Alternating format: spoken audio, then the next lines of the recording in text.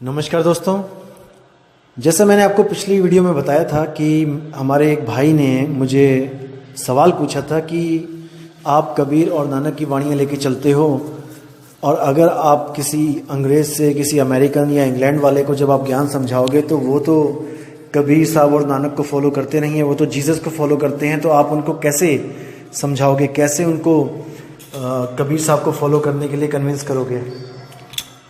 तो दोस्तों आपको बताना चाहूँगा, जो आज मैं वीडियो बना रहा हूँ ये बहुत ही सूक्ष्म ज्ञान है। आपने अपने विवेक को जगाए रखना है और हर चीज़ को बहुत ध्यान से समझना है। तो दोस्तों मुझे भी पता है कि हर धर्म में एक अलग अलग जो धारणाएं चलती आ रही हैं, जो अलग अलग प्रचलित जो हैं कथाएं चलती आ रही हैं और ग्रंथ चलते आ रहे हैं, उन सबका दोस्तों मायने है। हर धर्म में अलग मायने हैं उसका, हम उसको गलत नहीं कहेंगे, क्योंकि अगर आप किसी के धर्म को गलत कहोगे तो वो आपका दुश्मन बन जाएगा। आज तक होता क्या है? यही तो होता है, लोगों ने नए धर्म बनाने के लिए कुछ पुराने धर्मों की कमजोरियों को पकड़ा और उनको हाईलाइट किया, दूसरों को नीचा दिखाया और खुद को ऊंचा किया, और उन्हीं लोगों के पीछे बाकी दुनिया चली। जैसा आज भी हो रहा है, आप देखोगे कि कई ऐसे महात्मा हैं जो दूसरे संतों को नीचा दिखाते हैं, उनकी कमजोरियां बताते हैं, उनकी वाणियों को तोड़ मरोड़ के बताना शुरू कर देते हैं कि देखो वो अधूरा है, और खुद को स्वयंभू घोषित कर देते हैं, परमात्मा घोषित कर देते हैं, आत्मज्ञानी घोषित कर देते हैं। तो दोस्तों यही होता आ रहा है, कोई नई बात नहीं है, ये ऐसा ही चलता आया है आज तक। लेकिन आज मैं आपको बताऊंगा कि कैसे हम आज अंग्रेज़ों को अगर हम ज्ञान समझाएं तो कैसे हम उस शब्द पे लेके आएंगे जिस शब्द की हम लोग हमेशा बात करते हैं। जो कबीर साहब कहते हैं कि शब्द शब्द सब कोई कहे, वह तो शब्द विदेह, जीवा पे आवे नहीं निरख परख कर ले। उस शब्द को हम कैसे समझाएंगे अंग्रेज़ों को, जबकि वो कबीर साहब की वाणियों को मानते भी नहीं हैं? कोई बात नहीं दोस्तों, वो नहीं मानते, कोई बात नहीं। तो हम उन्हीं की जुबानी उन्हीं को समझाएंगे। कैसे? जैसे आप जब बाइबल किताब लोगे, आप ग्रंथ लोगे और आप उसको जैसे ही पढ़ना स्टार्ट करोगे तो उसमें कुछ अध्याय हैं, जैसे जॉन 1। जब जॉन 1 के प्रथम श्लोक को आप पढ़ोगे, जो प्रथम पैराग्राफ है उसका, जॉन 1 का पहला जो पैराग्राफ है, उसमें साफ लिखा है, in the beginning there was word, word was with God, even word was God. दोस्तों 3 लाइनें हैं और 3 लाइनों में 2 अक्षर बार बार आ रहे हैं, वर्ड और गॉड। इन दोनों को हमने पूरा विवेक लगा के समझना है, हर चीज क्लियर हो जाएगी आपके सामने अभी 2 मिनट में। कैसे? तो पहली लाइन देखिए दोस्तों, in the beginning there was word, यानी कि बिल्कुल शुरुआत में शब्द था। दोस्तों शब्द था, बिल्कुल शुरुआत में शब्द था। Word was with God. अब क्या है कि वर्ड वॉज विद गॉड, यानी कि शब्द परमात्मा के पास था। समझो इसको, शब्द था शुरू में और शब्द परमात्मा के पास था। इवन वर्ड वॉज गॉड, यहां तक कि शब्द ही परमात्मा था। अब देखिए कितनी गहरे शब्द हैं, इसको समझोगे तो अभी समझ में आएगा आपको। इसमें दोस्तों पहली बात यह है कि वास का प्रयोग किया जा रहा है। वास का मतलब होता है भूतकाल में, यानी कि वो था, यानी था यानी अब नहीं है। विचार कीजिए, इवन वर्ड वाज गॉड, यानी शब्द ही परमात्मा था। विचार करना दोस्तों, शब्द और गॉड 2 चीजें हैं यहां पे। गॉड तो हमेशा गॉड ही रहेगा, वो तो ना था और ना है, वो तो हमेशा ही है। जो शब्द के बारे में बताया जा रहा है उसमें वाज लगाया जा रहा है कि इवन वर्ड वाज गॉड, यानी कि पहले इन द बिगिनिंग जो वर्ड था वो गॉड था, लेकिन अब नहीं रहा। इवन वर्ड वाज गॉड, यानी कि यहां तक कि शब्द परमात्मा था, अब था यानी अब नहीं है। अब इन दोनों को ध्यान से समझना है कि ये दोनों क्या चीज है। दोस्तों जो गॉड शब्द ले आया गया है, जो इसमें डाला गया है, वो तो बदल ही नहीं सकता, गॉड तो गॉड ही रहेगा। उसी को हम परम आत्मा कहते हैं।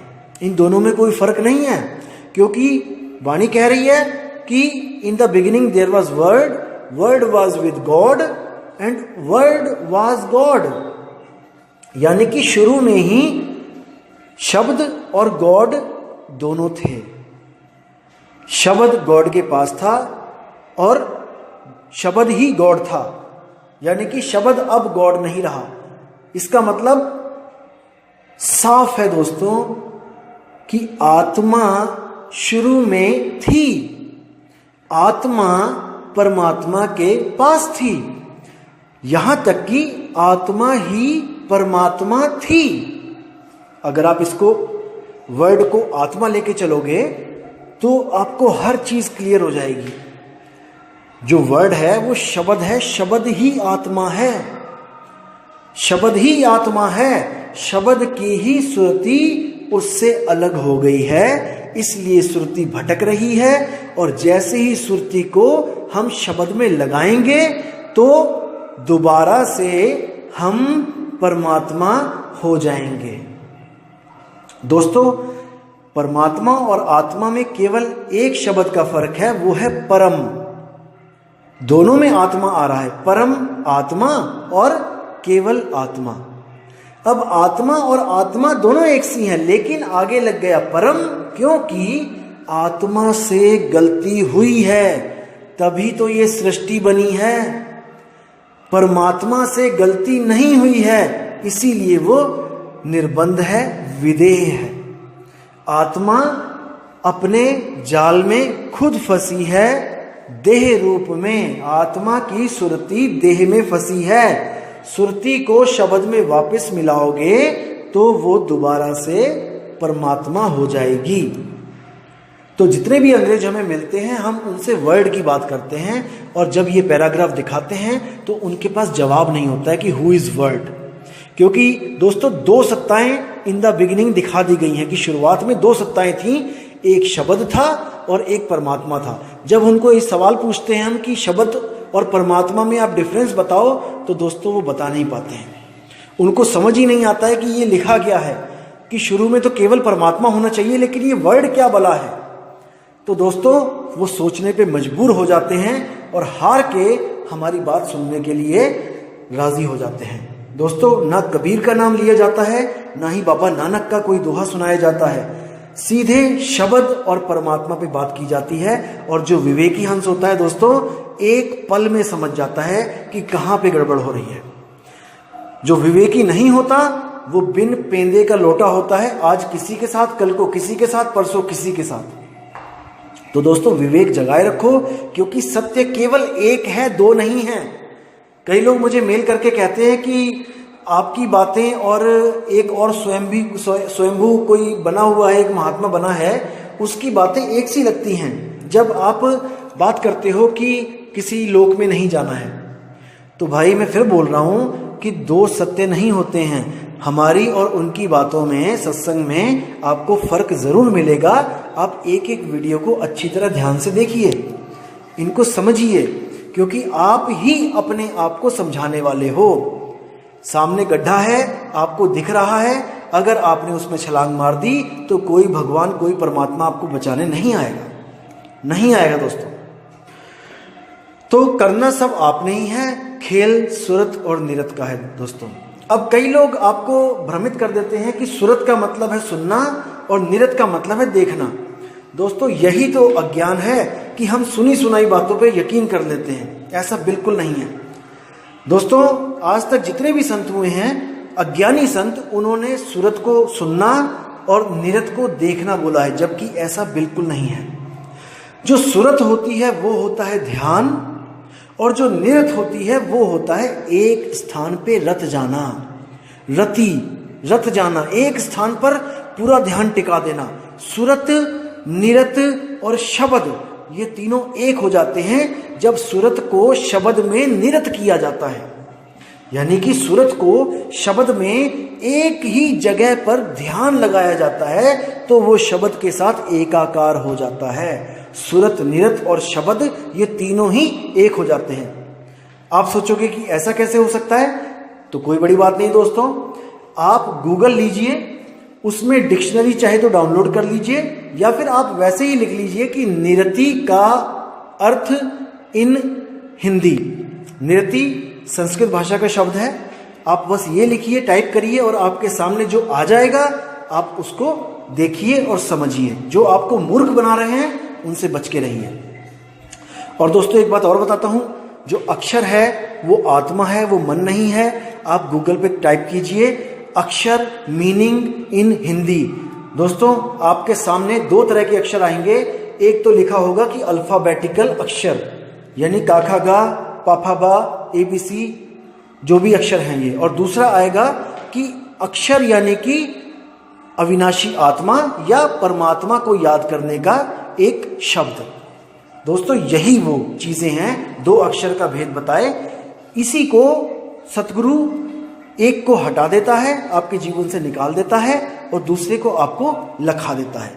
तभी आप निज घर यानी कि सत्य स्वरूप को, अपने निज स्वरूप को, अपने राम रूप को प्राप्त हो जाते हो। दोस्तों बिल्कुल सिंपल ज्ञान है, सहज ज्ञान है, समझोगे तो पल में समझ में आएगा, नहीं कोशिश करोगे दोस्तों उलझ जाओगे, क्योंकि ये अटपट ज्ञान है। अटपट ज्ञान कबीर का झटपट लखा ना जाए, और जो इसको झटपट लखे सब खटपट मिट जाए। बहुत ही प्यारा ज्ञान है, लेकिन ये ऐसा ज्ञान है कि आपको आज तक किसी ने बताया नहीं, इसलिए आपको भले अजीब लगे, लेकिन दोस्तों ये अटपटा ज्ञान सत्य है, सत्य है, सत्य है। तो दोस्तों उम्मीद करता हूं आपको ये ऑडियो वीडियो बहुत अच्छी लगी होगी और आपने पूरा ज्ञान अच्छी तरह समझा होगा। और मुझे मेल कीजिए दोस्तों, मुझे बहुत खुशी होती है जब आप लोग मेल करते हो। आप सोच भी नहीं सकते कि मुझे दिन में कितनी मेल्स आ रही हैं। और देखो कितनी प्यारी प्यारी आत्माएं, कितने जीव हंस तड़पे हुए हैं इस वक्त, सब कह रहे हैं मुझे फोन पे नाम दे दो, मुझे फोन पे नाम दे दो। दोस्तों ऐसा नहीं होता, दोस्तों ऐसा बिल्कुल नहीं होता। फोन पे नामदान कैसे होगा, आप खुद सोचो। ये गुरु परंपरा है, एक प्रोसेस है एडमिशन लेने का। आपको कोई कॉलेज अच्छा लगा, उसकी पढ़ाई अच्छी लगी, आप उसको कहो फोन पे मुझे सारा लेक्चर दे दो, सब कुछ पढ़ा दो। दोस्तों कैसे होगा, आपको एडमिशन लेनी ही पड़ेगी, आपको सारा फॉर्मूला, सारा जो प्रोसेस है वो आपको दोस्तों करना ही पड़ेगा। बाकी गुरु की दया होती, गुरु की मौज होती है। मैं गुरु जी से एक बार जरूर पूछूंगा कि क्या हम ऐसे फोन पे नामदान दे सकते हैं किसी को। अगर उन्होंने हाँ कर दी तो कोई दिक्कत नहीं है, लेकिन गुरु की आज्ञा की अवहेलना हम लोग सोच भी नहीं सकते दोस्तों, ये करने की हम सोच भी नहीं सकते। जो गुरु ने कह दिया वो अटल है, क्योंकि गुरु को सिर पे राखिए चलिए आज्ञा माही, कहें कबीर ता दास को तीन लोक भय नाही। उसको तीन लोक में किसी का डर नहीं होता, यहां तक कि मौत भी उसकी गुलाम हो जाती है। जब मौत भी आती है तो उसके पास गुरु की कला होती है, जिसको आर्ट ऑफ डेथ कहते हैं, मरने की कला। जिसके पास मरने की कला है दोस्तों, उसका मौत कुछ नहीं बिगाड़ सकती। जिसके पास पानी पे तैरने की कला है दोस्तों, उसका पानी कुछ नहीं बिगाड़ सकता। तो दोस्तों कबीर साहब कहते हैं मरता मरता जग मुआ, मरना जाने ना कोई, ऐसे ही मरनी जो मरे फिर मरना ना होए। वो कह रहे हैं कि मरने की कला ही तो नहीं आ रही तुम लोग को। अगर वो कला सीख लो दोस्तों, मौत तुम्हारी दासी हो जाएगी। तुम इंतजार करोगे कि कब मौत आएगी और कब मैं वो कला यूज करूंगा, वो दांव खेलूंगा। गुरु मेरे सभी बड़े अपनी अपनी ठौर, शब्द विवेकी पारखी सो माथे के मोर।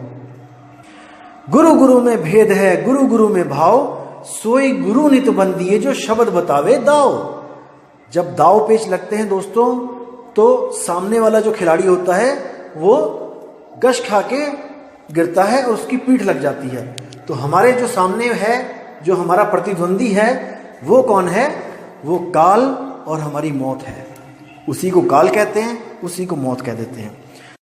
तो इससे पहले कि मौत आ जाए, आप मरने की कला सीख लो दोस्तों। आपका वो कुछ नहीं बिगाड़ पाएगी और आप हमेशा के लिए अपने विदेह स्वरूप में आ जाओगे। इस देह और इस मन को त्याग के अपने निज स्वरूप को प्राप्त कर लोगे।